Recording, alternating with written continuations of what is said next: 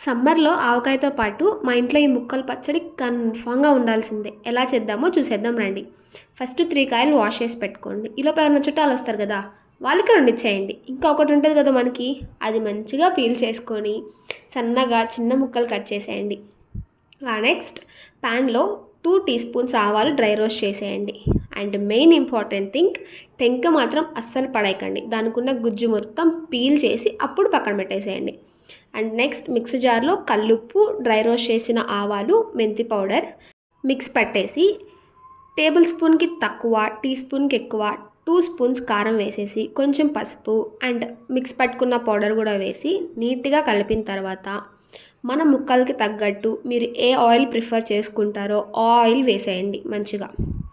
Next మనం ముందు టెంకకి peel చేసి పెట్టుకున్నాం కదా, అది మొత్తం మిక్సీ జార్లో వేసి మిక్సీ పట్టేసి ఈ ముక్కల్లో కలిపేయండి.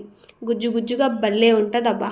అదే రోజు కాకుండా ఒక రోజు మొత్తం డైనింగ్ టేబుల్ మీద ఆ బాక్స్ పెట్టేసి నెక్స్ట్ డే వేడి వేడి అన్నంలోకి నెయ్యి వేసుకొని ఈ పచ్చడి కలుపుకొని తింటే ముద్ద ముద్దకి ముక్క తగులుతూ ఎంత బాగుంటుందంటే, పుల్ల పుల్లగా కారం కారంగా అంత బాగుంటుంది. పప్పులోకైతే ఇంకా బాగుంటుంది. ఈసారి మామిడికాయ దొరికినప్పుడు కన్ఫామ్గా ట్రై చేయండి. అండ్ వీడియో నచ్చితే సబ్స్క్రైబ్ చేసుకోండి ప్లీజ్.